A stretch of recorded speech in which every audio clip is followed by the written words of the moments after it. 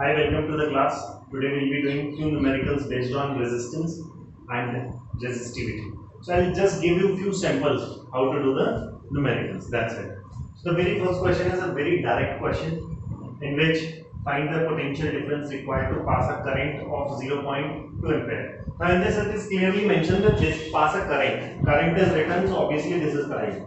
But sometimes what I have observed from my experience is that students are unable to figure out which physical quantity is this. So I would say rather than just paying attention to the language of the question, you should pay attention to the unit. So looking at the unit, you will be more clear about which physical quantity is this. So if you look at this ampere, this is capital A, which is ampere. We know that this ampere is the current. So I have written I is equals to 0.2 ampere. Also, I would like to tell you guys that it is very important for you to write the given part. So while doing the numerical, always write this given part, then write the formula, then put up the value. And if there are some conversions involved in the numerical, like centimeter to meter or anything like that, make sure that you do the conversion before the formula. I have observed that some of you do conversions right in the formula, but that is which I will not suggest. I won't say that it is wrong or right, but I won't suggest that. Okay, now coming back to, so this is ampere, current I is the symbol, I is equals to 0.2 ampere. I also suggest you guys to practice so that you can just write the symbols only. Do not write current CU, double R, ENT like that. Don't practice like that. Okay, so I is equals to 0.2 ampere. In a wire of resistance, clearly mentioned resistance is given 20 ohm. Obviously, if this was not mentioned, I would have figured out that this is resistance and this is 20 ohm. So R is equals to 20 ohm. V is equals to IR, Ohm's law. V is equals to 0.2 into 20. Remove the point, divide by 20, goes off. V is equals to 4 volt, so which is the potential difference. So this was the solution. Okay, so now this is a new numerical and very simple one, although it depends on the length and double its length and all that stuff. So let us try this. A given wire of resistance 1 ohm, 1 ohm is the resistance which is given, is stretched to double its length. Now the wire is being stretched to double its length. Now let me ask you this question. If you stretch the wire, won't the wire become thin because of stretching? Answer is yes. So if the wire is becoming thin because of the stretching, what does it mean? It means the area of cross section is reduced. Why it has reduced? In order to keep the volume constant. Now, volume is equals to length into breadth into height.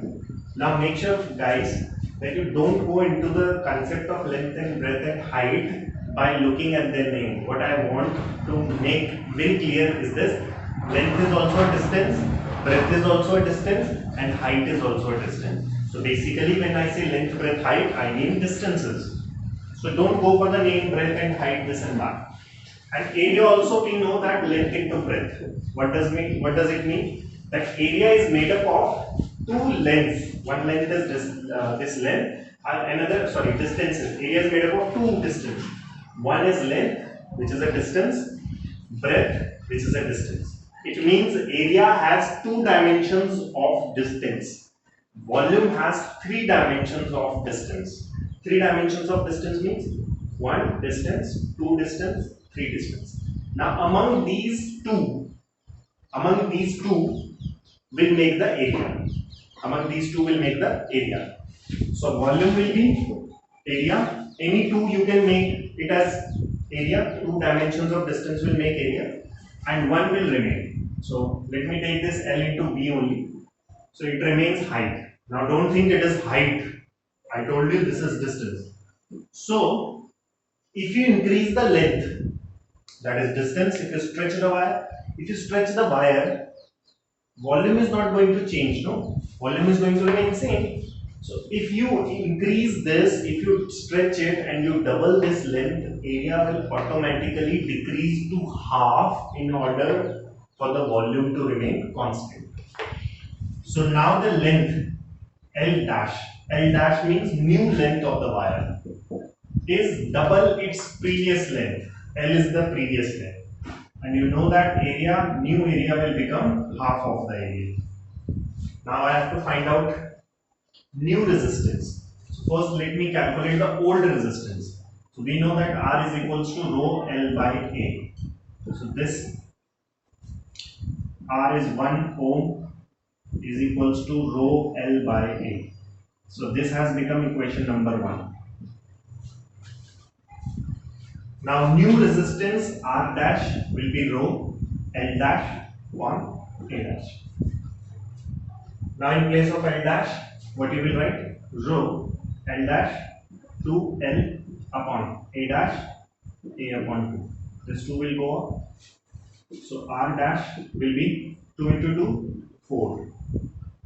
Rho L upon A. Now this rho L upon A is equals to 1 ohm. So new resistance has become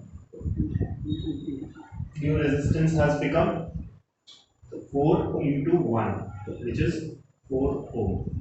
So this will be the answer. Alright.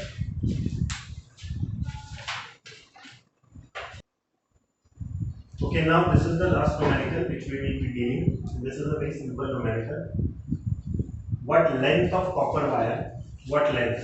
It means we have to calculate the length of copper wire of resistivity. Again, as I told you, if this word is also missing, I will just look at the unit, which is ohm meter, and I will figure out that this is resistivity or a specific resistance, that is rho is given.